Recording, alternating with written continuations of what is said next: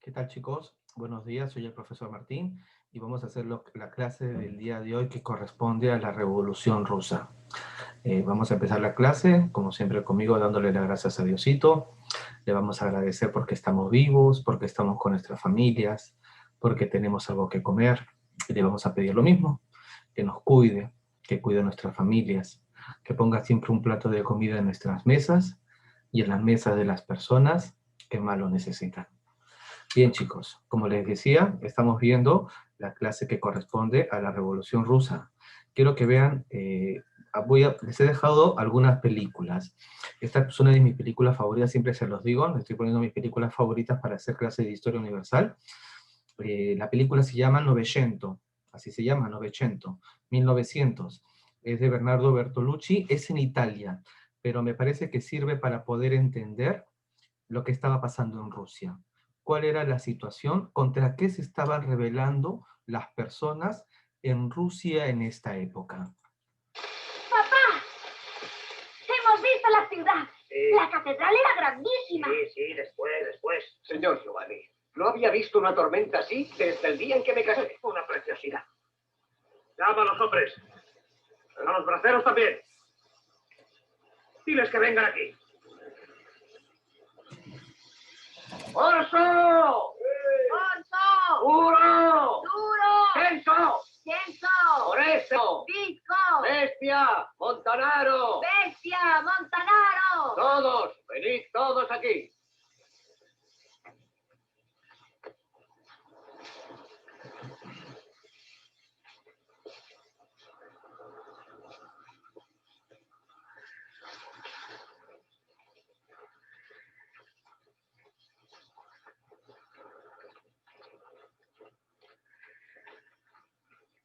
Enfrentémonos a los hechos. Lo hemos perdido todo. Vino, tomates, patatas, toda la cosecha de grano. Por eso es necesario que nos sacrifiquemos todos un poco. ¿No es cierto, Leo? ¿Qué te pasa? ¿Acaso has perdido la lengua? Diles a estos cuánto trigo hemos perdido. Díselo. La mitad. La mitad por lo menos. ¿Qué? Por tanto, la cosa es sencilla. Tenéis que contentaros con la mitad de la paga. ¿Lo tomáis o lo dejáis? Cuando la cosecha es doble, no nos da paga doble. Para ser sincero, si yo pensara solo en mis intereses, tendría que dejaros a todos en casa. Especialmente a vosotros, los braceros. Y si no fueseis el atajo de ignorantes que sois, tendríais que agradecérmelo. Porque entre todos nosotros, quien se arriesga de verdad soy yo. Además, vamos a decirlo. ¿Quién es el patrón aquí? ¿Quién es el que manda? Usted.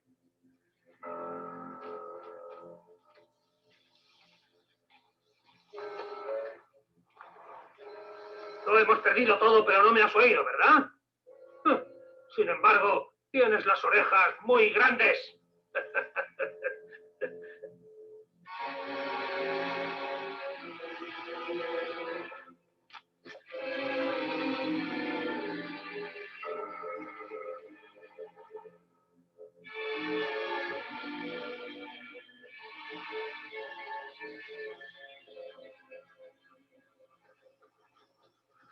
Patrón, tú eres injusto conmigo y con todos los demás.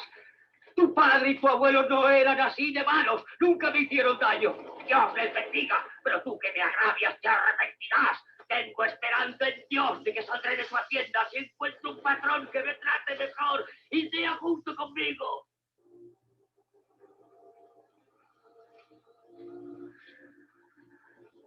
Vamos, entremos en casa.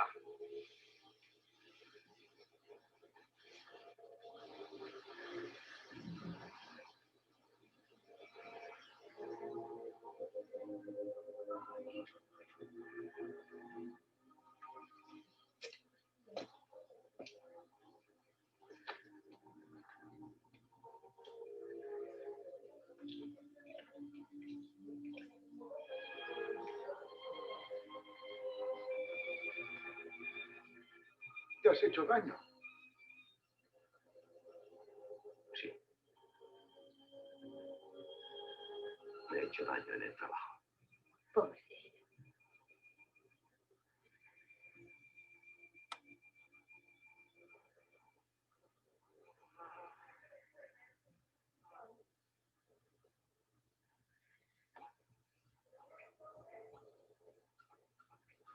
Papá, ¿ya no hay más polenta?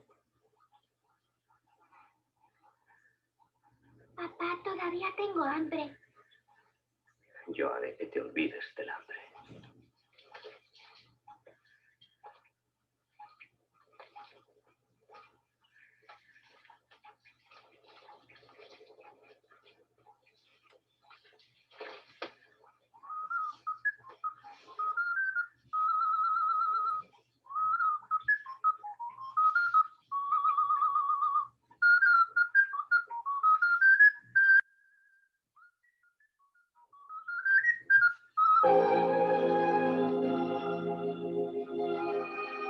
Tienen razón. Tienen. Los de la Liga. ¿Qué dicen los de la Liga? Que hay que moverse. Preparan una huelga. ¿Dónde? En todas partes. ¿Qué hacéis? ¿Qué ocurre? Todos estamos de acuerdo. Vamos a hacer la huelga. ¿Huelga? Oh. ¿Sabéis lo que quiere decir huelga? ¿Eh? Pregunto si sabéis lo que quiere decir. Quiere decir que estas manos no trabajarán más. Sí, tiene razón. Que no sembrarán más. Que no segarán más trigo. Nada, nada. Tampoco ordeñarán y no habrá leche para beber. Todos quietos, con los brazos cruzados. Y mientras tanto la tierra se muere. ¿Os atrevéis a llegar hasta el fondo? Sí. Ahora tenemos la liga. La liga. ¿Y qué es la liga? La liga os ha dicho que acabaremos comiéndonos la hierba de las acequias, ¿eh? Que nos volveremos esclavos, pero esclavos de verdad. ¿Os ha dicho eso la liga? Sí, la liga es grande, la liga es fuerte. ¿Quieres saber lo que es la liga? Escucha esto. ¡Huelga! ¡Huelga! ¡Huelga! ¡Huelga! ¡Huelga! ¡Huelga! ¡Huelga! ¡Huelga! ¡Huelga! ¡Huelga! Me gusta esa canción. Sí. ¡Huelga!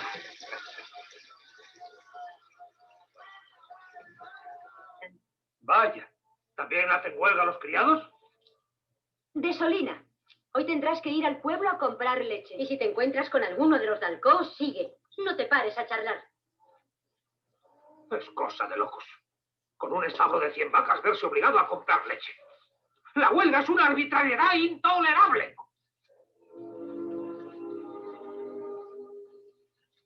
Abuelo, ¿qué son esquiroles? Son cerdos que van a trabajar cuando hay huelga. ¿Por qué no les gusta ir a la huelga? Porque son más pobres y más ignorantes que nosotros. Por eso. Olmo, mira eso. Mira cómo trota para acá y para allá el señor Giovanni. Ah, mira a Pasetti. Trabaja sentado el pobrecito.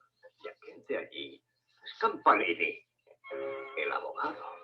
Y aquella señorita de las trenzas es su hija.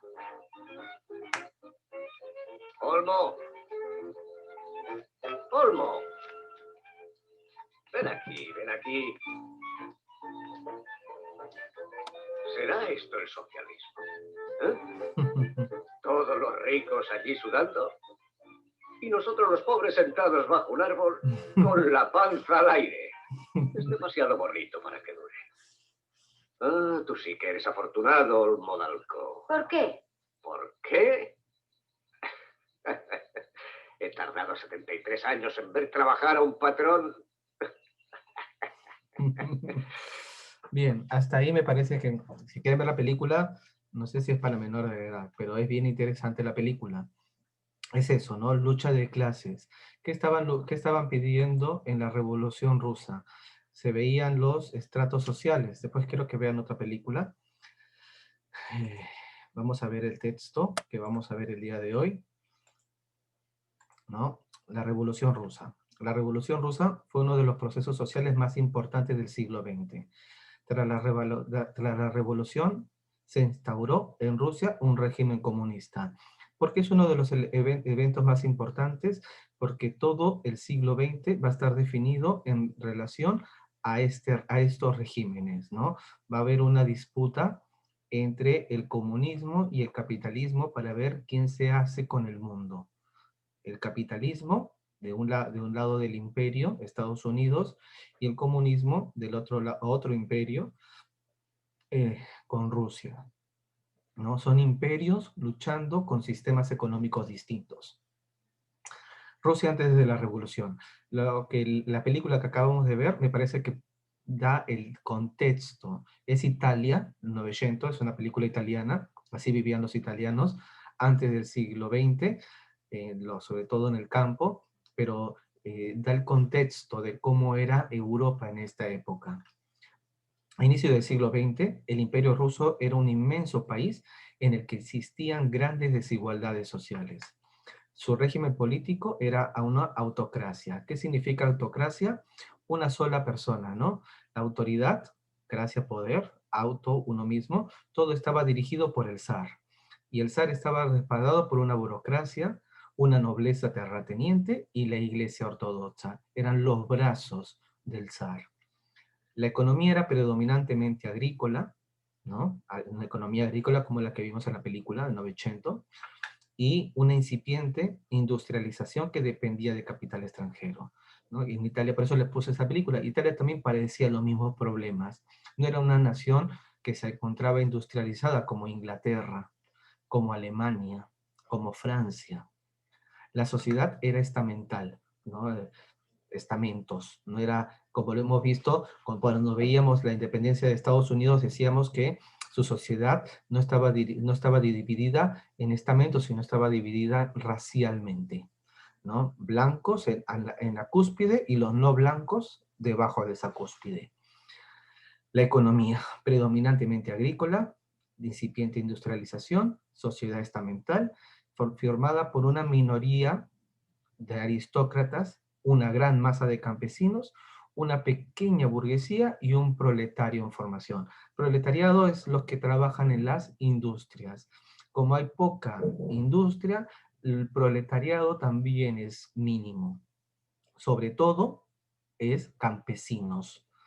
Para canalizar las crecientes demandas de los cambios para canalizar las crecientes demandas de cambio social, se formaron partidos políticos, como el Partido Obrero Socialdemócrata, inspirado en la idea de Karl Marx. Ya vimos cuáles eran las ideas de Karl Marx, ¿no? Cuando vimos sobre el socialismo, el capitalismo, el comunismo. Karl Marx es uno de los principales pensadores del siglo XIX y va a arrastrar al siglo XX con todo su pensamiento. Este partido se dividió en dos sectores: moderados, los mencheviques, que proponían un gobierno liberal y burgués, y los radicales o bolcheviques, que buscaban una revolución para establecer la dictadura del proletariado. Cuando vimos la Revolución Francesa vimos algo parecido, ¿no? Se encontraban los girondinos por un lado y los jacobinos. Los girondinos eran los moderados y los jacobinos eran los extremistas. Acá igual, los mencheviques se podrían decir los moderados y los bolcheviques eran como los jacobinos, los radicales, ¿no? El jacobino no solo quiere el dinero del aristócrata, quiere su cabeza, ¿no? No va a parar hasta cortarle la cabeza al aristócrata. Esa es la diferencia entre los mencheviques y bolcheviques. ¿Y quién se va a hacer del poder? ¿Le adelanto la novela? Sí, los bolcheviques. En eso se va a transformar Rusia, en la dictadura del proletariado. Dictadura del proletariado. Millones de muertos. Primero vamos a empezar con la Revolución de 1905, que es el antecedente a la Revolución de 1917, que es la que triunfa. La Revolución de 1917 tiene dos partes, la de febrero y la de octubre, que es la final. En la de febrero, ahora lo explicamos, pero esta es la anterior. En este de aquí, todavía no se está intentando derrocar al zar, ¿no? Está la guerra ruso-japonesa, lo vamos a ver cuando veamos el video de la Revolución Rusa, y eso va a provocar disturbios. Quiero que vean una película que les he colocado sobre este tema de la Revolución de 1905. En 1905, el ejército zarista, es decir, de los zares, que era el que dirigía el régimen en Rusia. Los zares es una familia aristocrática que tiene 300 años gobernando Rusia. Es una de las familias más antiguas europeas que gobernaba ese mismo país. El ejército zarista fue derrotado en la guerra ruso-japonesa, en una guerra motivada por los intentos rusos de expansión en el Asia, ¿no? Rusia era un pequeño país en Europa y va a llegar a convertirse Rusia es una quinta parte de todo el planeta Tierra, una quinta parte de la superficie del planeta Tierra, ¿no? Es un país enorme, es un imperio. Ello trajo como consecuencia una serie de disturbios provocados tanto por el descontento que causó la derrota. ¿Cuál derrota? La de la guerra ruso-japonesa, como la crisis económica que se vivía en ese momento, ¿no? Una derrota en la guerra y crisis económica. Los dos, el caldo de cultivo para la primera parte de la revolución de 1905. La revolución se desencadenó el 9 de enero, cuando masas populares se dirigieron al Palacio de Invierno de San Petersburgo. Rusia tiene dos ciudades principales. Una, la capital, que es Moscú, es el palacio de verano, por decirlo así, de los zares. Era el palacio de verano, estaba en Moscú. Y había otra ciudad que se encontraba en las orillas del mar Báltico, que es el puerto de San Petersburgo. Se le llamaba la Venecia del Báltico. Y ahí se va a originar en la segunda ciudad principal de Rusia, se va a empezar estas protestas. En la ciudad de San Petersburgo, el Palacio de Invierno, que era la residencia del zar. ¿Por qué el Palacio de Invierno? Porque para pasar el invierno era más fácil hacerlo en San Petersburgo, era menos frío que Rusia. Ya hemos visto el valor que tiene el frío en Rusia, ¿no? Ni el ejército de Napoleón ni el ejército de Hitler resistieron los avatares del invierno ruso. Los manifestantes no pretendían destruir al zarismo. 1905, en esta revolución, en este momento, todavía no hay un intento de sacar al zar. ¿Cuáles eran sus reclamos? Mejorar sus condiciones de vida y forzar el inicio de reformas políticas, como lo sucedía en el resto del continente europeo, ¿no? Entonces, ellos decían, queremos lo mismo que está pasando en el resto de Europa, ¿no? El liberalismo, eso que estamos viendo, que hemos visto durante el año, eso era lo que estaban buscando. La respuesta de las autoridades fue una violenta represión que dejó numerosos muertos y heridos. Es decir, a esta revuelta que desencadenó el 9 de enero, ¿cómo va a responder el ejército del zar? Mandándolos a matar. La respuesta de las autoridades fue una violenta represión que dejó numerosos muertos. Por eso se conoce a este día como el Domingo Sangriento. La oleada de protestas y huelgas duró varios meses. Los campesinos y obreros se agruparon en soviets, ¿no? Es una palabra importante. ¿Qué es el soviet? Todo el poder para los soviets, decía Lenin, ¿no? Es el consejo o asambleas populares, un modelo de organización que tendría gran importancia en el futuro. El zar se vio obligado a emitir un manifiesto imperial en octubre de 1905, de enero a octubre, por todas las muertes que hubieron, por todas las manifestaciones, hasta octubre demoró el zar en emitir una serie de cambios. ¿Qué eran los cambios? Rusia abrazaba el liberalismo, ¿no? Primero, concedía un conjunto de libertades civiles, libertad de conciencia, libertad de expresión, libertad de reunión y de asociación. Y creaba un régimen representativo, con un parlamento, la Duma, elegida con amplio sufragio y con poderes legislativos. Estas medidas calmaron la oposición liberal y permitieron a Nicolás II reprimir la revuelta y arrestar a los dirigentes del Soviet en San Petersburgo y el Soviet de Moscú. Esto es lo primero. A esto hay que, quiero ponerles, ahorita les voy a poner, quiero que vean una de... Espérenme.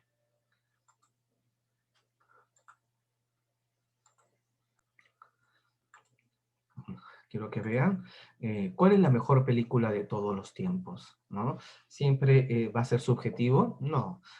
Se reunieron casi todos los libros de cine, cuando uno los revisa, va a encontrar distintas películas, ¿no? Que van a figurar como las mejores en la historia.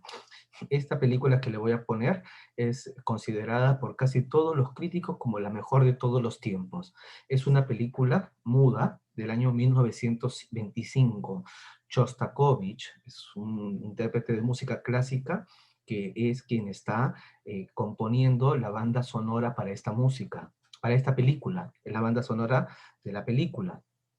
Y este es el momento que ha sido más homenajeado en la historia, uno de los momentos que ha sido más homenajeados en la historia del cine. ¿Por qué es importante? Por la influencia que va a tener en los siguientes directores en la historia del cine. Se llama La escalera de Odessa.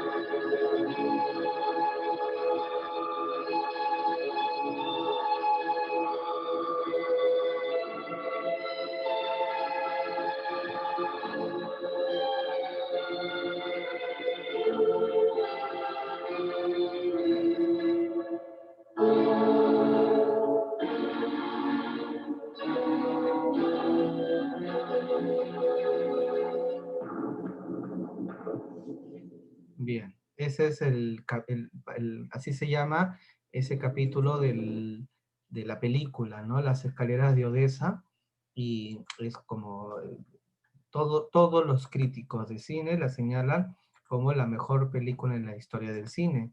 Pero no la estamos viendo por eso, porque no es una clase de cine, es una clase de historia. Esa película lo que está retratando es esto, ¿no? Recuerden que es una película de propaganda. La hacen los comunistas en 1925 para poder desacreditar a lo que sucedía en la época de los zares. Pero Eisenstein, que es el director, se nutrió entrevistando muchas personas en San Petersburgo.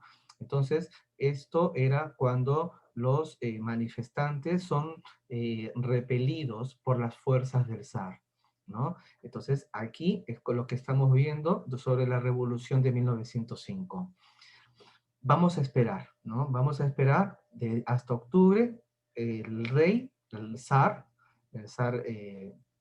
va a hacer una serie de medidas de tinte liberal, la que ya hemos dicho, y va a calmar, ¿no? Va a calmar las aguas. Pero ¿qué va a pasar? Lo que hemos visto la clase pasada, la Primera Guerra Mundial. En 1914, Rusia entró en la Primera Guerra Mundial. No estaba preparada para enfrentarse a los alemanes. Y hemos visto los adelantos de Alemania en esta época. Alemania, con la revolución industrial, había hecho grandes avances. Las derrotas en el frente y el desabastecimiento en la retaguardia crearon un gran malestar que provocó huelgas y manifestaciones reprimidas con gran dureza lo que favoreció la unión de la oposición al zar, ¿no? Como están perdiendo en la guerra y encima no tienen para comer en las ciudades. Entonces, todos están en contra del zar, ¿no? Es un gobierno inepto. La revolución de 1917 comenzó tras la manifestación del 23 de febrero. 8 de marzo en el calendario occidental de en Petrogrado, antigua San Petersburgo, de nuevo volvemos a San Petersburgo. Su lema era paz y pan. Eso era lo que querían, basta de la guerra. Ahora quiero que vean después otra película, que es El Doctor Zhivago, ¿no? Que donde tratan este tema, ¿no? El Doctor Zhivago es un libro, si pueden léanlo, si no vean la película. Está muy bien escrito y narra este episodio de la revolución de 1917. Comenzó el 23 de febrero en San Petersburgo. Su lema, paz y pan. El 26 de febrero se produjo una sangrienta represión por parte del ejército. Pero al día siguiente, las tropas enviadas a reprimir a los manifestantes se unieron a los huelguistas, ¿no? Es lo contrario que pasó acá. Las mismas tropas pasaron a rebelarse. La disolución de la Duma, ¿qué era la Duma? Era esto que se había establecido aquí, ¿no? Se estableció un parlamento, es decir, la Duma. También empujó a los liberales a oponerse al zar. ¿Quiénes eran los liberales? Los que habían obtenido estas medidas. Ya ni ellos estaban conformes. No tan solo era las libertades que habían conseguido, sino que ya se daban cuenta que el gobierno era inepto. El 2 de marzo, Nicolás II abdicó y al día siguiente se formó un gobierno provisional presidido por el príncipe Lvov, cuyos miembros procedían en su mayoría de los liberales. ¿Quiénes eran los liberales acá? Los mencheviques, ¿no? Eran los moderados. En él participó igualmente Alexander Kerensky, un socialista revolucionario que se va a hacer con el poder. La primero en hacerse con el poder va a ser Kerensky, es decir, el gobierno de los mencheviques. Obreros, campesinos y soldados formaron soviets por todo el país, ¿no? ¿Qué eran los soviets? Ya hemos visto, todo el poder para los soviets, ¿no? Los soviets eran estas representaciones de las personas organizadas, ¿no? Por todo el país, que incluso llegaron a tener sus propias milicias, la Guardia Roja, ¿no? Por eso que se le dicen los rojos a los comunistas. Pronto, los soviets fueron controlados por los bolcheviques. ¿Quiénes eran los bolcheviques? Los soviets, consejos o asambleas populares. ¿Quiénes eran los bolcheviques? Ya hemos visto, los bolcheviques eran los radicales, ¿no? Los que buscaban una revolución social para establecer la dictadura del proletariado. Es decir, los soviets van a ser un brazo de los bolcheviques. Pedían la salida de Rusia de la Primera Guerra Mundial. Lo primero, paz, ¿no? Segundo, pan, la mejora de las condiciones de vida de los obreros y el reparto de tierra entre los campesinos, entre otras demandas, reforma agraria. Vimos el primer capítulo, la primera película del 900 que les enseñé. Quiero que vean la escena de la película, la que les estaba diciendo, la de Doctor Zhivago. Si quieren leer algo, lean el libro, que es una maravilla el libro.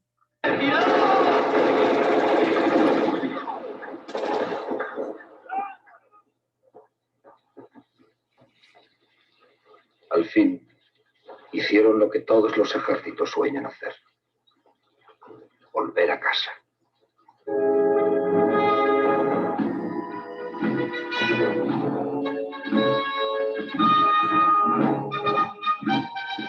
Aquello fue el principio de la revolución.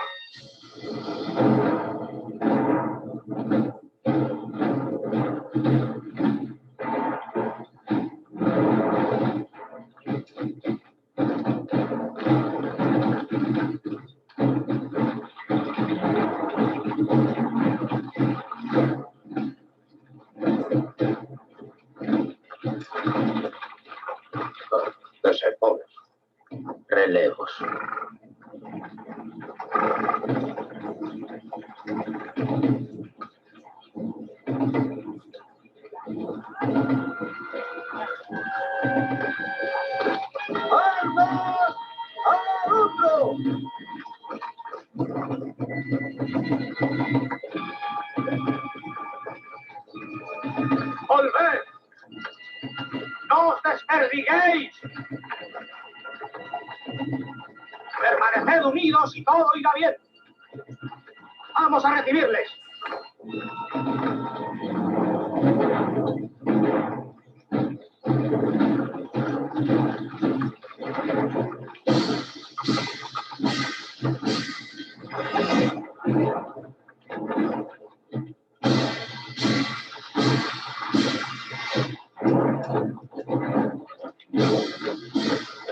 Tanta vuelta, muchachos. No sigáis, no vayáis al frente.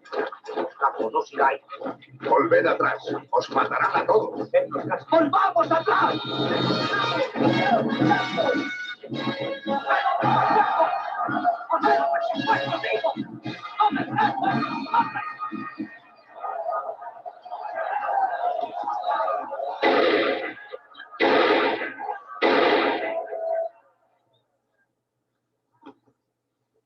Escuchad. A 16 kilómetros están los alemanes. No os engaño. Se acercan. Y vienen deprisa. Vosotros los habréis dejado llegar. Vienen por vuestras esposas, vuestros hogares, vuestra patria. Tu patria, oficial. Sí, mi patria.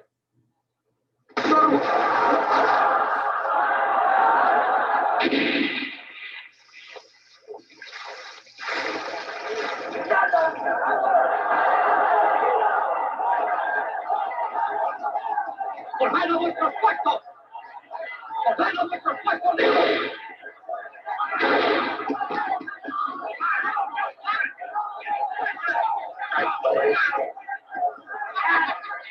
¡Volved a la formación!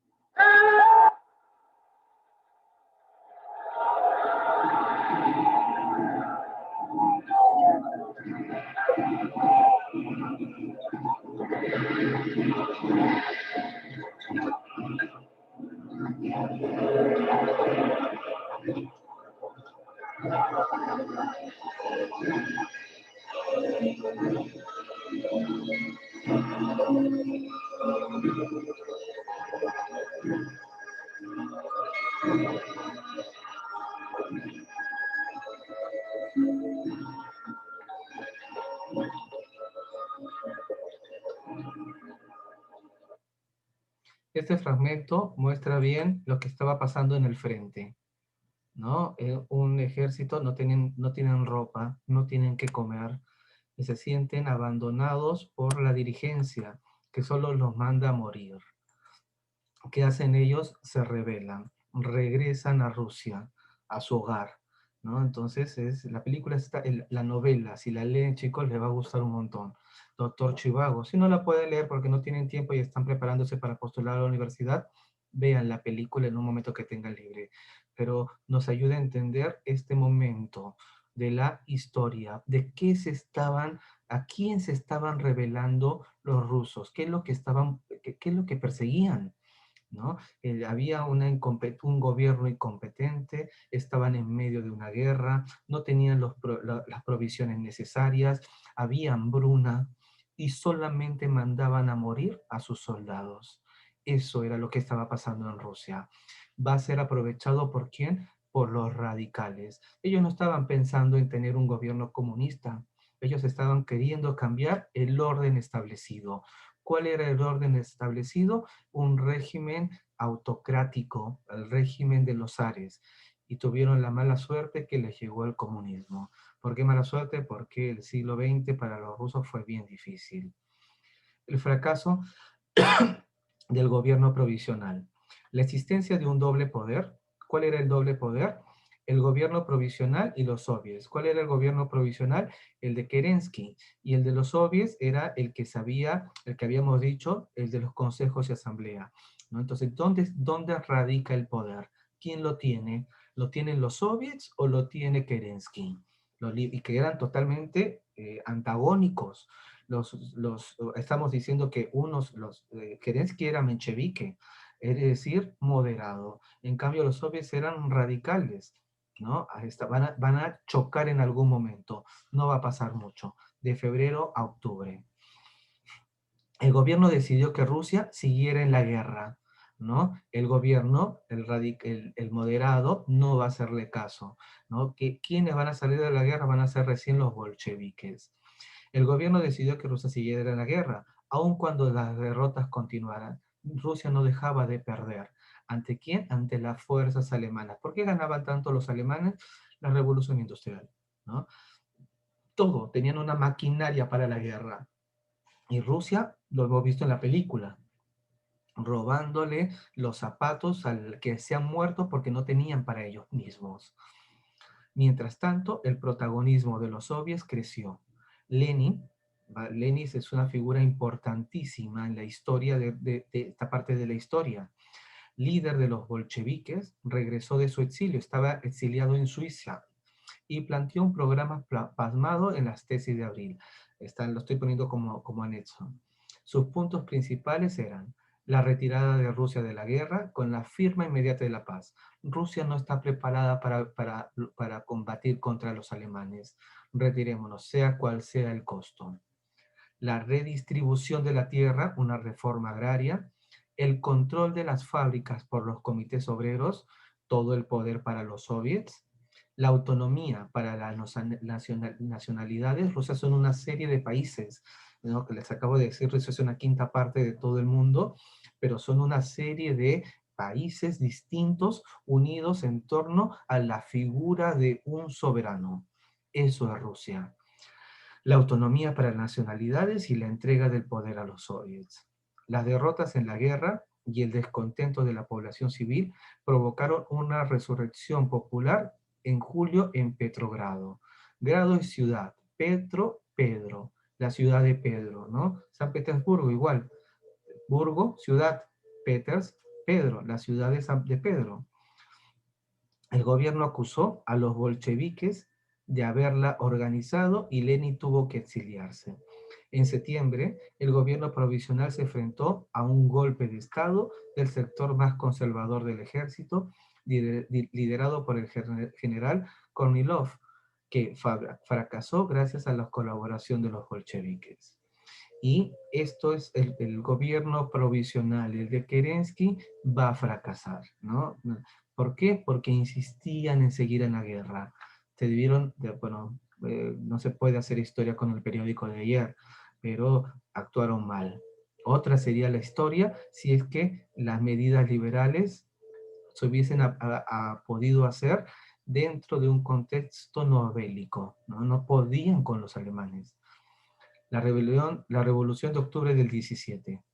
La noche del 24 de octubre de 1917, Lenin se instaló en la sede del Soviet de Petrogrado. Miren la importancia que tiene San Petersburgo para ellos, ¿no? Para toda la revolución.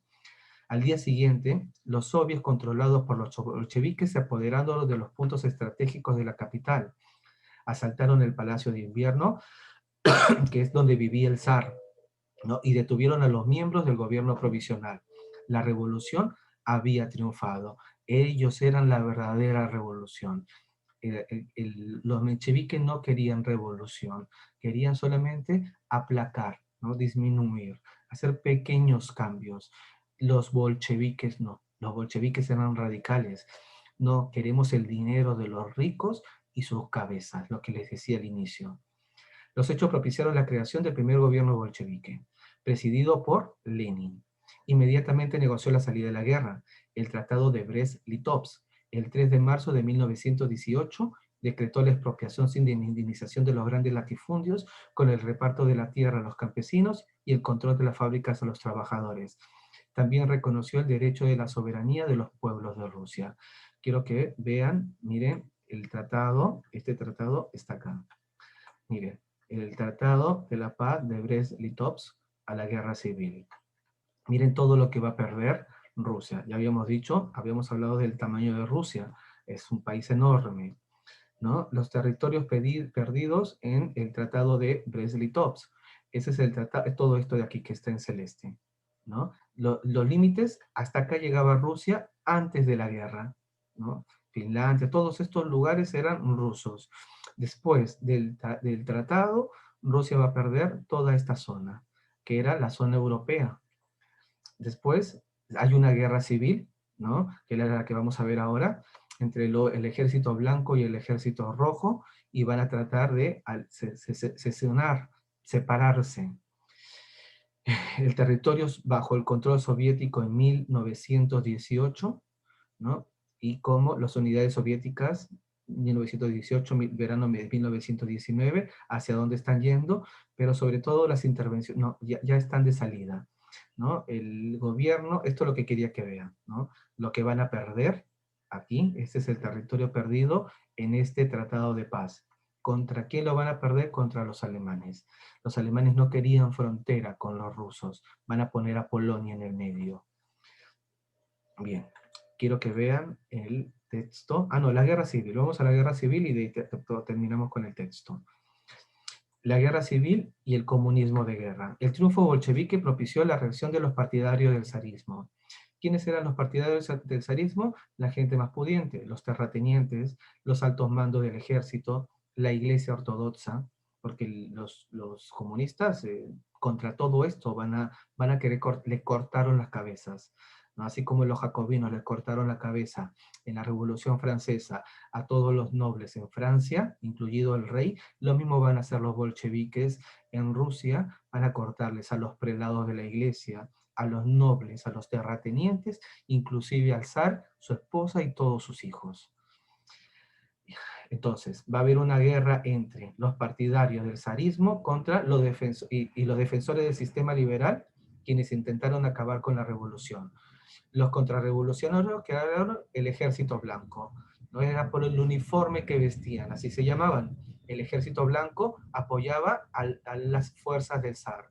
En cambio, los bolcheviques, los radicales, se van a llamar el ejército rojo, que se van a enfrentar en una guerra civil entre 1818 y 1821.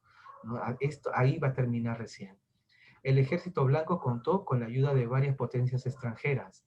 ¿Por qué van a ayudarle a las potencias extranjeras? Porque le tenían miedo al comunismo. Como antes le tenían miedo al nuevo régimen.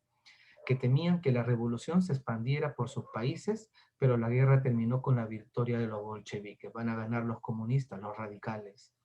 Para abastecer el frente y las ciudades durante la contienda, el gobierno adoptó una política económica conocida como comunismo de guerra. ¿En qué consistía? Se nacionalizó la industria, se requisaron las cosechas para alimentar al ejército. Durante esta etapa se sentaron las bases de un nuevo Estado. ¿Cuáles eran estas bases? Todas las decisiones quedaron en manos de ¿quién? De ellos, de los radicales, de los bolcheviques, que pasaron a denominarse Partido Comunista.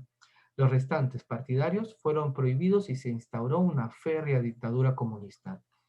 Tanto las medidas económicas como las políticas provocaron huelgas y revueltas que el gobierno reprimió con violencia.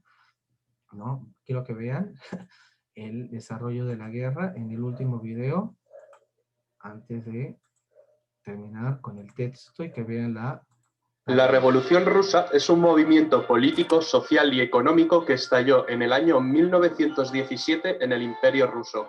Este episodio, por las trascendentales consecuencias que derivaron de él, es considerado como uno de los más grandes acontecimientos de la época contemporánea.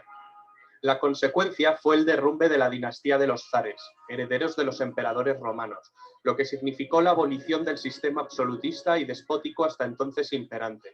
La revolución trajo consigo como resultado un gobierno de corte comunista dirigido por Vladimir Lenin. Las consecuencias que motivaron la revolución rusa fueron: primera causa. Rusia estaba en guerra con Alemania. Se trataba de la Primera Guerra Mundial, entonces llamada la Gran Guerra. Las constantes derrotas que estaban sufriendo los ejércitos rusos en la guerra y las numerosas bajas llevaron al descrédito a los Romanov, la última dinastía zarista, con Nicolás II a la cabeza. Años antes, en 1905, tuvo lugar una primera revolución tras la derrota rusa ante Japón en la guerra ruso-japonesa. Segunda causa. Rusia sufría una aguda crisis económica con escasez de alimentos para la población, que sufría una terrible hambruna. Era un país eminentemente rural y atrasado. La organización social de Rusia estaba basada en la más absoluta desigualdad, distinguiéndose dos clases sociales bien marcadas: la nobleza y el pueblo llano, casi todos campesinos. No existía prácticamente clase media. La tercera causa la encontramos en la esposa del zar Nicolás II, la emperatriz Alejandra, de origen alemán, tremendamente impopular y enemiga de cualquier reforma favorable al pueblo. Un año antes habían asesinado a Rasputín, médico y asesor de la emperatriz.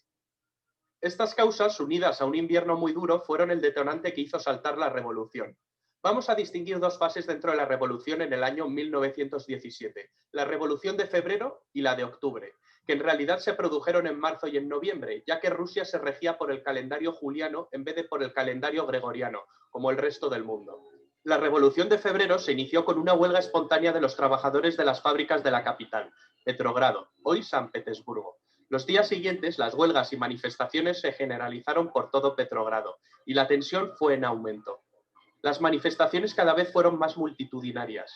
El ejército no contó con los medios para reprimir la revolución, y Nicolás II, el último emperador de Rusia, tuvo que abdicar. El primer episodio de la revolución se había saldado con más de un centenar de víctimas, principalmente manifestantes. La caída rápida e inesperada del régimen suscitó en el país una ola de entusiasmo y un sentimiento de liberación.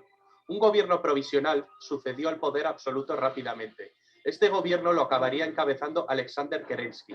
Estas primeras semanas llenas de esperanza y generosidad fueron muy pacíficas, tanto en las ciudades como en las zonas rurales. No hubo represalias contra los antiguos siervos del zar. Se decretó libertad de prensa, de reunión y se permitió la entrada de exiliados políticos, entre ellos la entrada del revolucionario Vladimir Lenin, que vivía en el exilio.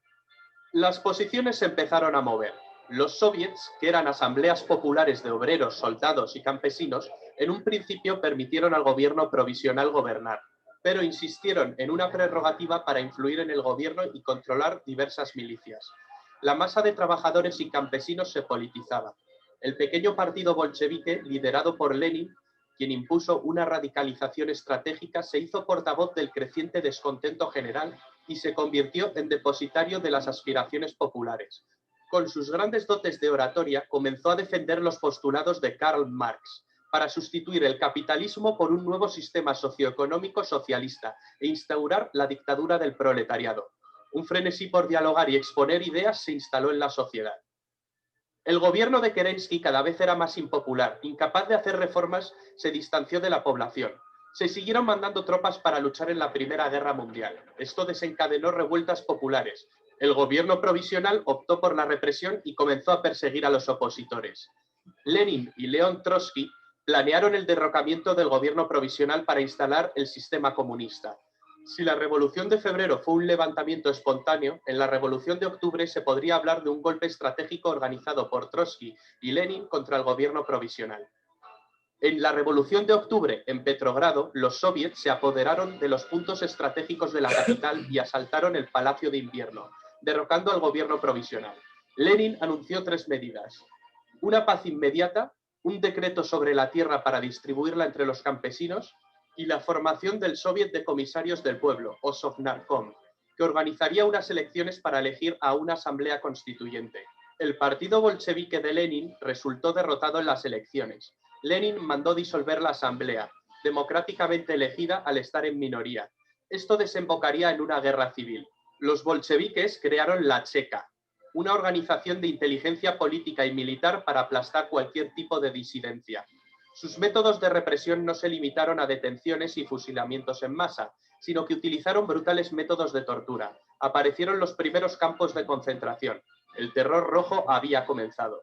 En 1918, el que fuera zar de Rusia, Nicolás II, la zarina Alejandra y sus 5 hijos, que se encontraban recluidos en una mansión de los Montes Urales, fueron masacrados por un grupo de revolucionarios.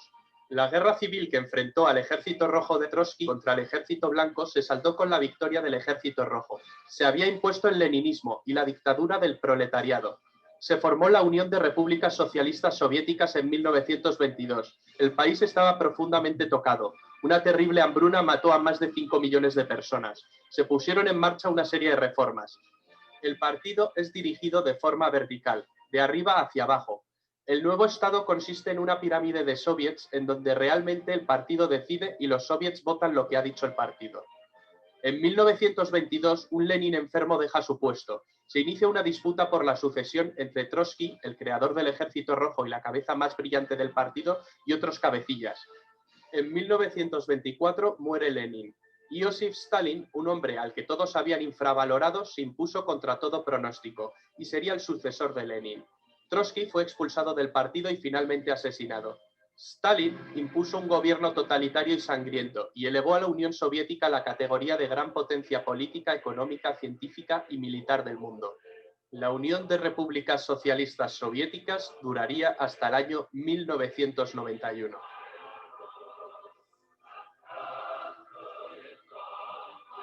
Bien, esto es para lo que hemos estado viendo y lo que vamos a terminar de ver con el último texto que les he dejado. Aquí después quiero que vean una última parte. La nueva política económica, ¿no? ¿Qué van a hacer los bolcheviques? Ahora, ¿qué es lo que van a hacer los bolcheviques una vez que han obtenido el poder?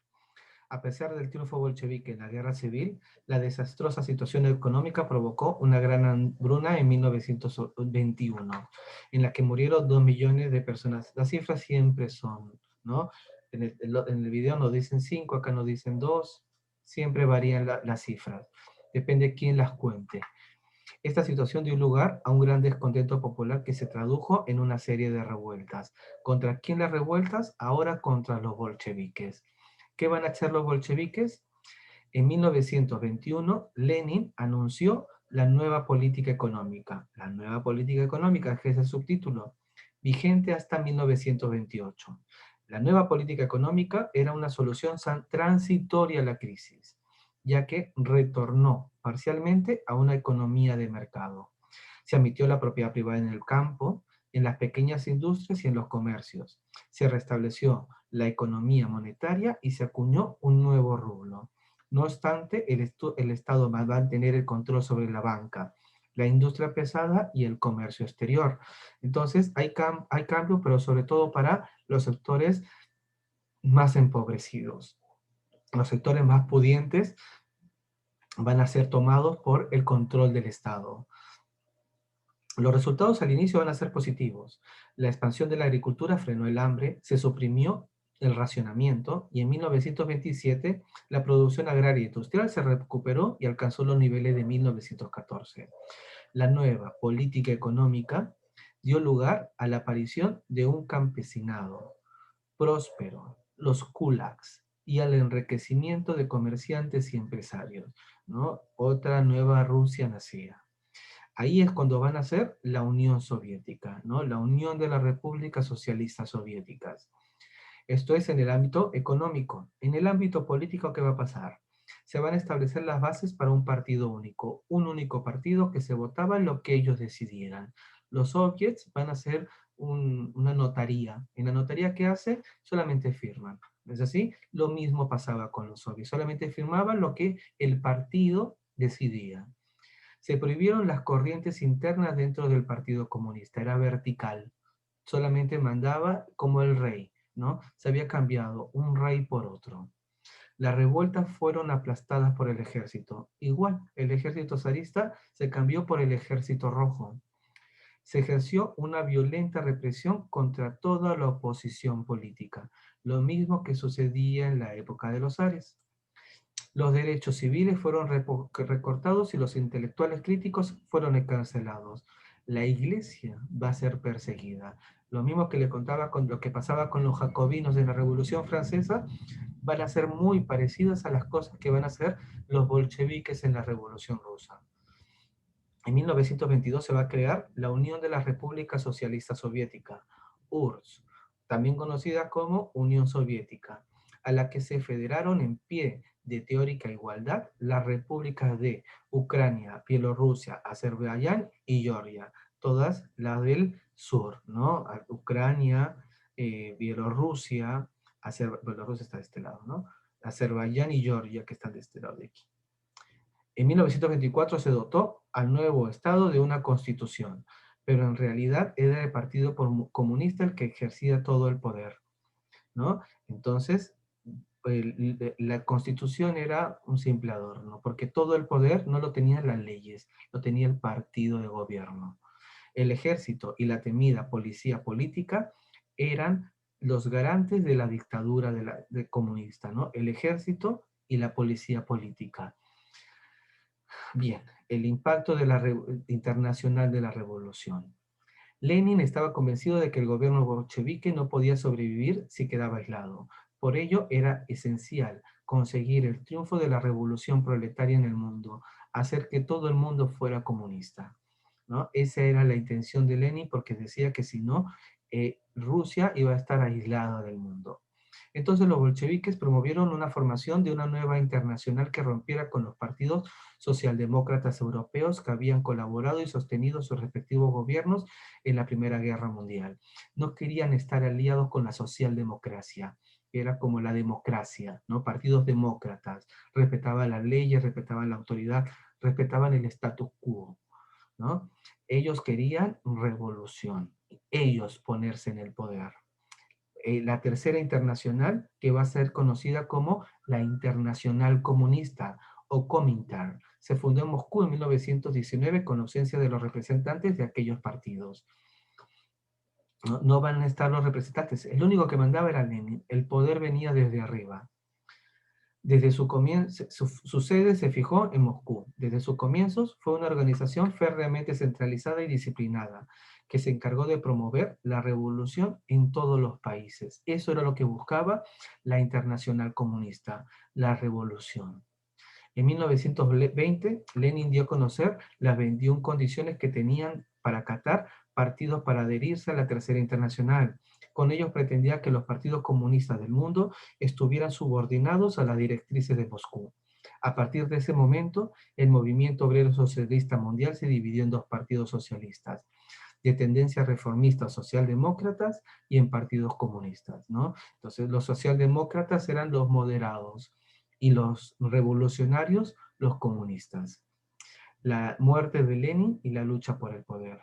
Desde 1922, Lenin estaba muy enfermo. Entonces comenzaron las disputas entre los principales dirigentes bolcheviques para hacerse con el poder de la Unión Soviética. ¿Quién era Lenin? El artífice de toda la revolución, ¿no? Aquí ya les había dicho un poco de él, que vivía en Suiza, tiene una vida bien interesante. En esta lucha rivalizaron, sobre todo, dos destacados líderes del partido. ¿Quiénes van a ser los líderes que van a destacar? Trotsky y Stalin. ¿Quién va a ganar? Stalin. Aunque Trotsky era el genio. Trotsky tiene uno de los mejores libros que he leído sobre historia de esta etapa de la revolución, ¿no? Es genial este hombre, es brillante. Había demostrado su capacidad política en la organización de la Revolución de Octubre, en la construcción del Ejército Rojo y en el comisariado para la guerra, pero no contaba con la confianza plena de Lenin. En cambio, Stalin había sido promovido por el propio Lenin al cargo del secretario general del partido en 1922. Por ello, controlaba todos los resortes del partido en ese momento clave. Joseph Stalin, ¿no? Además contaba con el apoyo de otros 3 dirigentes bolcheviques para aliar a Trotsky. Lenin, poco antes de su muerte, dictó su testamento político, en el que expresaba su preocupación por el inmenso poder de Stalin y propuso que se le sustituyera por una persona más tolerante. Pero en enero de 1924 murió Lenin y este documento no fue dado a conocer al Comité Central del partido hasta el mes de mayo. El poder de Stalin estaba asegurado, ¿no?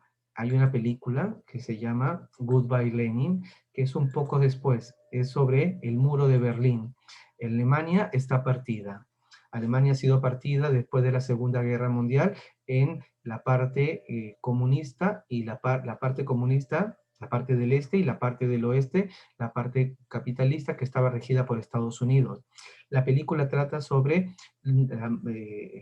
una mujer con su hijo, él es su hijo, que cae en coma en medio de la caída del muro de Berlín. Entonces, es un hijo, ¿no? Como cualquiera de ustedes, que cuida a su madre, pero su madre apoyaba la revolución, estaba de acuerdo con todo lo comunista, pero se pone en coma en medio de la caída del muro de Berlín. Entonces, el hijo la está cuidando y va a despertar, que es cuando empieza la película, y la mujer empieza a ver, ¿no?, lo que ha pasado con Alemania. ¿Qué pasó con Alemania luego de la caída del muro de Berlín? Se la pongo porque hay una imagen de Lenin que quiero que la vean. Obsérvenla.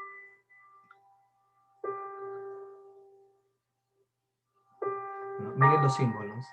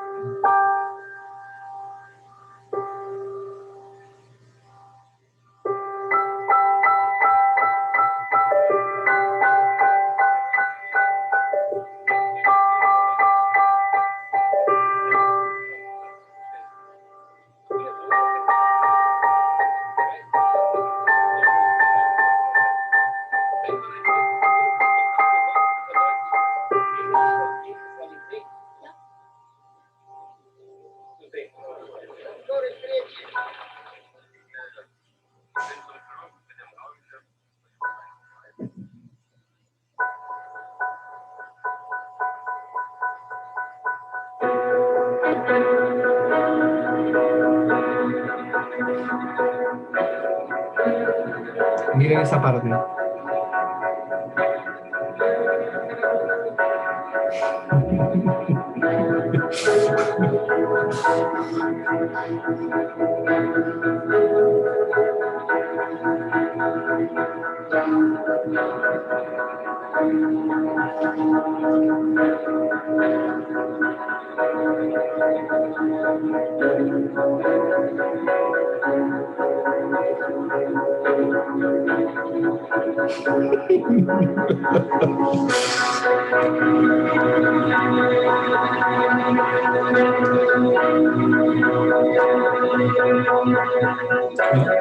Él es Lenin, la figura de Lenin, él es la figura, ¿no? Él es Lenin, la figura de Lenin que estaba en la Alemania comunista.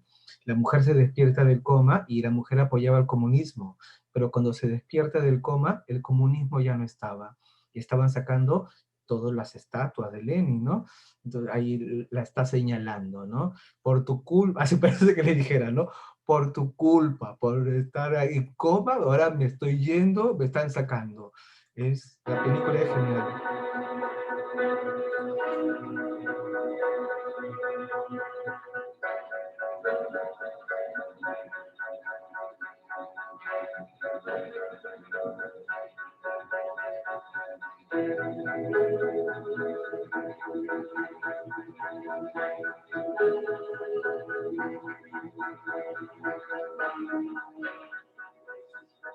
Y bien bonita porque el chico está cuidando a su madre, ¿no? Su madre apoyaba el comunismo, pero él la cuida. Por eso es bien bonita la película. Es una película que hay que ver, ¿no? ¿Cuál es la tarea? Esto no es su tarea, esta es la tarea. Perdón, esta pasada. Vamos a ver. Una revolución rusa. Cuarto de secundaria. Perdón.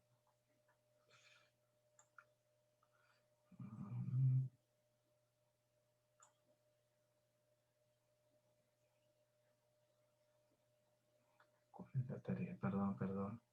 La tarea, bueno, ahí está. La revolución rusa, perdónenme. Bien, la tarea. Entonces, esto de aquí ya lo hemos visto, la NEP, ¿no? La nueva política económica, ¿no? Entonces, responden las preguntas observando los gráficos. ¿Con qué objetivos se aplicó la NEP? ¿Funcionó o no funcionó? ¿Cuáles fueron los principales efectos sociales y económicos? Formula una hipótesis para explicar el comportamiento de las exportaciones rusas, ¿no? Esto ya lo hemos visto, constelación de ideas. Revisa la información que les he dado. Completa el organizador visual de constelación de ideas de la Revolución Rusa. Complétenlo. Antecedente, la Revolución de 1917, la época de Lenin, el impacto internacional. Complétenla, léanlo esto de aquí, eso yo les he dado igual. un organizador gráfico cómo funciona. Completen esta información. La primera parte de la tarea. Rusia antes de la revolución. ¿Cómo estaba dirigido? ¿Cómo estaba conformado los sectores sociales en Rusia? ¿No? Campesinos acomodados y medios, 18%, pequeños proletariados, 28%, proletariado rural, 41%, nobleza y burguesía urbana, 2,5%, un proletariado urbano del 10%. ¿Cuál era el sector social mayoritario en Rusia a inicios del siglo XX? ¿Valora su papel en el periodo anterior a la revolución? Lo colocan, está la información acá. ¿Qué condiciones fueron determinantes para el inicio de la revolución? La revolución primero hemos visto dos, la de 1905 y la de 1917 dividida en dos partes. Esto pertenece a la de 1905, la de la película en blanco y negro. ¿Recuerdan la del acorazado Potemkin? ¿No? Lean esta parte y respondan acá, ¿no? Explica el desacuerdo entre mencheviques y bolcheviques en el contexto revolucionario de 1905. ¿Qué denunciaba y qué pedían los obreros? ¿Consideras que las medidas que tomó el zar respondieron a estas demandas? Después, la revolución de 1917, que es la segunda parte, ¿no? La segunda revolución. Primero la de la acorazado Potemkin y después la revolución en sí, la de bolcheviques contra mencheviques. La revolución bolchevique del 17, los personajes y las agrupaciones. Completa la información. La secuencia de los hechos, la revolución de febrero, el gobierno provisional y la conquista de los bolcheviques y la revolución de octubre. Hay dos revoluciones, ¿no? La de febrero y la de octubre. Y en el medio, la crisis, ¿no? Completen la secuencia de los hechos. Luego, el fracaso del gobierno provisional y la revolución de octubre del 17. ¿Por qué fracasó el régimen de Kerensky? ¿Cuál es el protagonismo que deberían tener los soviets según la tesis de abril? ¿Cuáles fueron las principales medidas económicas asumidas por el gobierno bolchevique? ¿No? Acerca de la importancia del retiro de Rusia de la Primera Guerra Mundial y la consecuencia del tratado Brest-Litovsk. Luego escriban sus conclusiones. Es lo que hemos visto en los mapas. Esto ya lo explicamos y luego esto de acá. Necesito que planteemos preguntas y formulación de hipótesis, ¿no? Recuerden que tenemos el examen en la segunda semana de diciembre. Entonces, ¿cómo se plantean hipótesis? Vamos construyendo esto. Vamos a empezar a practicar un poco de esto. ¿Está bien? Léanlo y me construyan. Sigan los pasos para delimitar una investigación planteando, no me hagan la investigación, solamente plantéenme los pasos que debería tener en relación a un tema que hayamos visto en Historia Universal. ¿Sobre qué? La Revolución Rusa, no necesariamente. Cualquier tema que, la Primera Guerra Mundial, el nacionalismo, cualquier cosa que hayamos visto, ustedes los colocan. Bien, chicos, espero que la clase les haya servido, les haya entretenido, espero que no sea muy largo el video, quiero que vean películas, que lean libros. Estoy pensando en ustedes, les mando un saludo afectuoso, nos vemos, chau.